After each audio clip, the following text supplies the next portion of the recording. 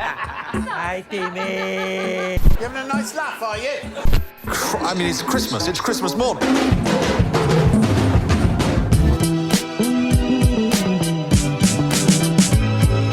Hey!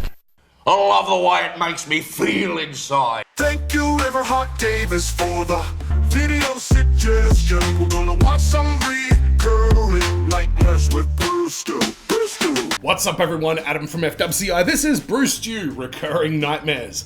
I have watched a Bruce Stew video about dreams before and I shared some of my own recurring dreams that I would have. So, being in a giant tidal wave where you can like swim around freely. I was probably just playing too many old Super Nintendo video games at this point. And there's sharks in the tidal wave and stuff like that.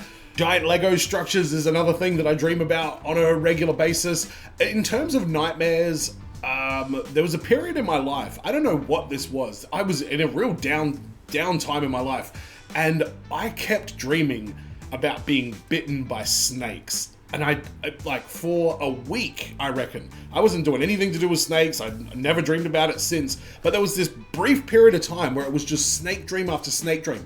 And they were always like curled up into like a knot, and I would accidentally step on it. And they were biting me in my dream. They were like striking me. Probably the most unsettling dreams I've ever had, if I'm being honest. Like, they felt so vivid, and because it was such a repetitive thing, like my mind was getting anxious during the like follow-up dreams. So I don't know what that was, but it was a week in 2015 that happened. By the way, if you want to support the channel further, patreon.com/FWCI is where you can do that. Make sure you go to patreon.com/Bruce Stew if you want to support the man himself. But let's have a look at this video. This is Bruce Stew, Recurring Nightmares. Cue the old transition that I don't use anymore. All right, reoccurring nightmares. Everybody's had them at some point in their life, right? I mean, we've all had those dreams where you're falling off a cliff, or all your teeth are falling out, or Dog the Bounty Hunter's repossessing your car. We've all had them nightmares, right? Well, today I'd like to go over my top 3 reoccurring nightmares that apparently my stupid brain just can't get enough of. Number 3. All right, now this first reoccurring nightmare. By the way, there's another one I'll talk about after the reaction that involves velociraptors. I just want to throw that out now in case I share a velociraptor dream with old mate. I used to have all the time back when I worked at a shitty car dealership. And in this dream, I would be standing in the service aisle, right beside the tires, and I would do nothing for hours and hours on end. You sure you weren't just at work? Now you might be sitting there like, well, how's that a fucking nightmare? What's so scary about that? Well, the scary part actually happened when I woke up, because that's when I realized that I had to go to work and stand in the service aisle Exactly. by the fucking tires and do absolutely nothing for hours and hours on end. You know what? The fact that he dreams about being bored at work, then has to wake up and go to work and be bored, I can see that would become very tiring. Because that was the majority of my goddamn job. Now, if you don't think that's a nightmare, well, you obviously have never worked a dead-end job before in your life. I basically worked 2 shifts back-to-back, one in Dreamland and one in fucking Reality Land. And I only got paid for one. What a crock of shit. I mean, I'll take the fucking Dog the Bounty Hunter nightmare over that shit any day of the week. All right.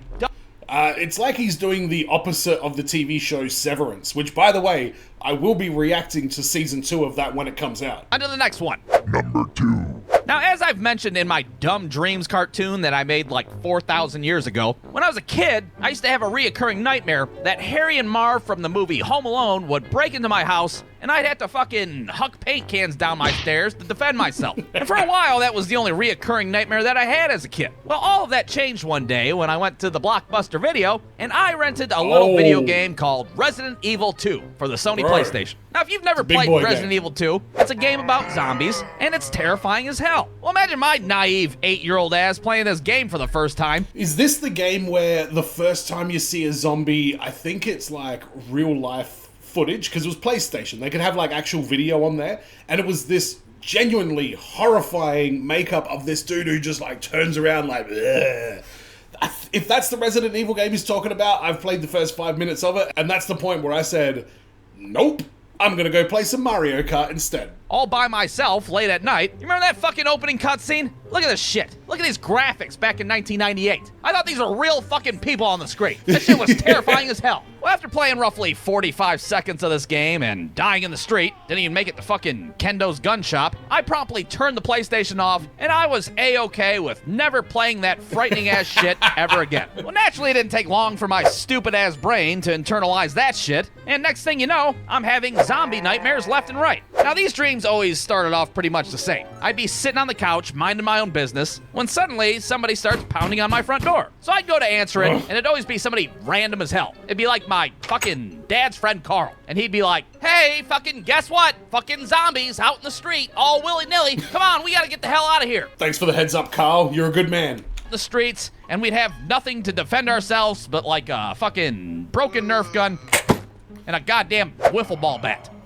Now, it's important to note that in these nightmares, I can never run at full speed. For whatever reason, it always feels like I'm waist deep in like chocolate pudding or some shit. I can only move in slow motion. Meanwhile, the zombies are on fucking roller skates, flying at us at full speed and shit. Now, somehow they would never catch up to my ass, but almost every single time, my dad's friend Carl would end up getting bitten by a zombie. But I'd never know it because that piece of shit would always try to hide it from me in these fucking dreams. I'd look over and his ass would suddenly be wearing like a long sleeve turtleneck or some shit. What are you looking at? It's chilly outside, all right? What's the big deal? 10 minutes later, that shit would come back to bite me in the ass, literally. Ah, shit, I'm out of ammo. Carl, I need another bandolier. Carl?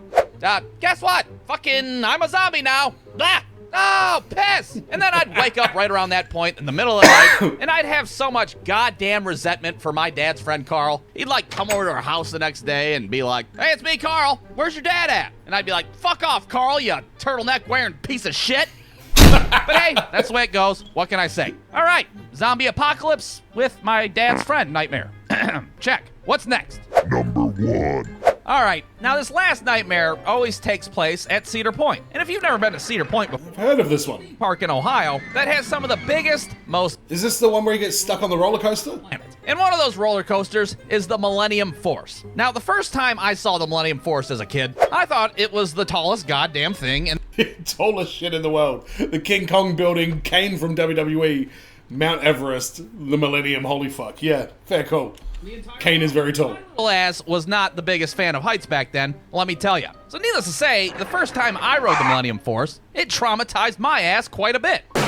Well, you can bet your ass it didn't take long for my stupid brain to be like, hey, I wrote a script for this new dream. It's called Get Stuck on Top of the Millennium Force Dream. Wait, Does that sound what? like fun? Yeah, that's right. In this reoccurring nightmare, I get stuck at the very tippity top of the Millennium Force. And then it happened, maybe not on this exact roller coaster, but it definitely happened to him at some point. I've seen the video. I've had this dream hundreds of times, to say the least. And sure, it's not always exactly the same. Sometimes the Millennium Force will be made out of popsicle sticks, and it's flimsy as hell. Sometimes the Millennium Force is so high up, it's basically in the fucking stratosphere. Hell, sometimes it's not even the that Millennium sounds Force fun. at all. Instead, it'll be some, like, new bullshit ride that my stupid-ass brain came up with. Hey, you guys want to ride the Holy High Five? What's the Holy High Five? Oh, it's a roller coaster that's so high up. You can high-five God. Oh, Yo. piss! Oh, piss! But no matter what rendition of this stupid nightmare plays out in my head, it always ends the same way. And that, of course, is with me falling off the fucking roller coaster and with me waking up in bed abruptly. Oh, piss! With the feeling of my asshole up in my own throat. Now, thankfully, it's just a dream. It's not real. And there's nothing to be afraid of. That is until, 10 years later as an adult, I actually did get stuck on the fucking Millennium Force. Yeah, what a rootin' tootin' time that is. Having It was the Millennium Force? become reality. There we are, me and my wife, living our best lives, suspended hundreds of feet in the air, stuck on the fucking Millennium Force. And hey, guess what? I already did a cartoon of that story like fucking 10 years ago. So if you want to know that whole story, go check out that cartoon. Or don't, I'm not your dad. I can't tell you what to do. But those are my personal top 3 reoccurring nightmares. Not bad, And if you not don't bad. think they're very scary, well, that's fine. But you better hope that one of your stupid ass nightmares doesn't come true, because it sucks ass, let me tell you. Oh, wow, what a fucking weird nightmare. Hey, you! It's me, Dog the Bounty Hunter. I'm repossessing your Honda Accord, you fucking piece of shit. Fuck you, dog. BruceDo.com. Atrayugam. Alright, so we had the double shift monotonous hell nightmare. I can understand that. I can definitely understand that. You would be in the shittiest mood ever at 9 a.m. if you already had a dream that you had a long, boring day at work. Zombie apocalypse with my dad's friend nightmare. Yeah, I used to have this recurring dream, not always that identical, but I always had the same symptoms where I'm being chased by velociraptors from Jurassic Park. So I feel like that's his velociraptor dream, because it's all about the anxiety of being pursued and running and hiding and, you know, the chase and everything like that. And in my dreams, it was always like indoors, in buildings and stuff like that. Clearly, I just watched too much Jurassic Park growing up. What am I saying? There's no such thing as too much Jurassic Park. And dreaming about getting stuck on the Millennium Force and then it actually happens. He seemed to be holding it together pretty well in the video, but we've seen the video and we know that he wasn't. But I enjoyed this one. Let me know in the comments what your thoughts are on this video. Don't forget to subscribe if you haven't already, because I'll be doing more Bruce Stew videos in the future. Patreon.com/FWCI if you want to support the channel further. Patreon.com/Bruce Stew if you want to support the man direct. And as always, everyone, be well, stay safe, look after your friends, ta-ta, farewell.